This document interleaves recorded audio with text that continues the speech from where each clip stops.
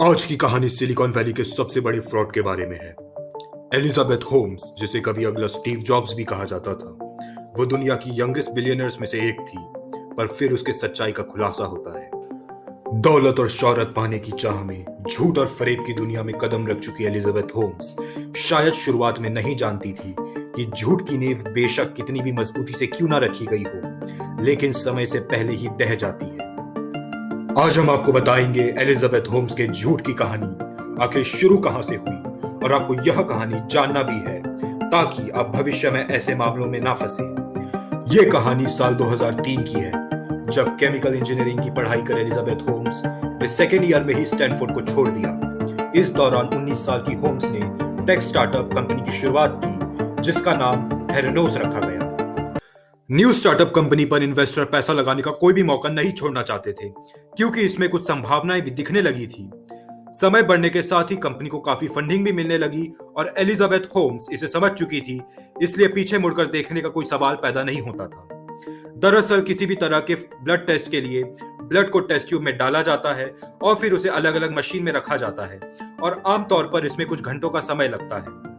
पर थेरानोस के मुताबिक ये प्रोसेस सिर्फ एक मशीन से हो सकती है, और उस प्रोसेस को सिर्फ कुछ घंटों का ही समय लगेगा, जो काफी अनबिलीवेबल था और मेडिकल क्षेत्र में काफी नया कॉन्सेप्ट भी था। साल 2014 तक आते आते थेरानोस कंपनी का वैल्यूएशन $9 बिलियन हो गया था।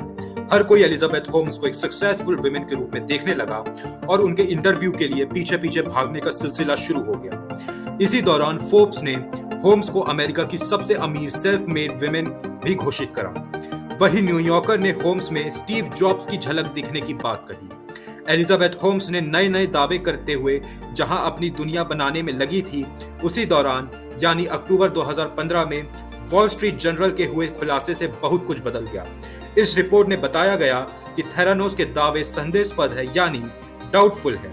इस बात के सामने आते ही जल्द ही पूरी सच्चाई सामने आ गई और कंपनी के झूठे दावे बिखर गए। मीडिया रिपोर्ट्स के मुताबिक कंपनी ने टेस्टिंग के दौरान कुछ इल्लीगल उपकरणों का प्रयोग किया था, यानी ऐसे डिवाइस पर टेस्ट किया था जिन्हें अप्रूवल नहीं मिली थी, जिसके चलते कई लोगों के टेस्ट भी गलत साबित हुए और उन्हें कई तरह के परेशानियों का सामना करना पड़ा। इतना होने के बाद कई कंपनियों ने थेरानोस से कॉन्ट्रैक्ट तोड़ दिए। इस दौरान कई इन्वेस्टर्स ने पैसे भी अपने डुबो दिए। वही जून 2018 में उन पर आपराधिक धोखाधड़ी का आरोप लगाते हुए मुकदमा दर्ज किया गया। करीब 3 महीने के बाद कंपनी भी बंद हो गई। आए दिन लोग धोखाधड़ी के शिकार होते हैं, लेकिन बावजूद इसके कुछ सीख नहीं ले पाते। कंपनी बड़ी हो या न्यू स्टार्टअप, लालच से शुरू हुआ कोई भी काम धराशायी हो ही जाता है। अगर आप यह सोचते हैं कि केवल आपके देश में ऐसे फ्रॉड होते हैं, तो ठहरिए और फिर समझिए, क्योंकि विदेशों में ऐसे काफी प्रॉपर तरीके से इन धोखाधड़ी को अंजाम दिया जाता है, जिसे आप चाह कर भी समझ नहीं पाएंगे। इसलिए बेहद जरूरी है कि किसी भी काम को शुरू करने से पहले आप उसकी अच्छी से जांच करें। धन्यवाद।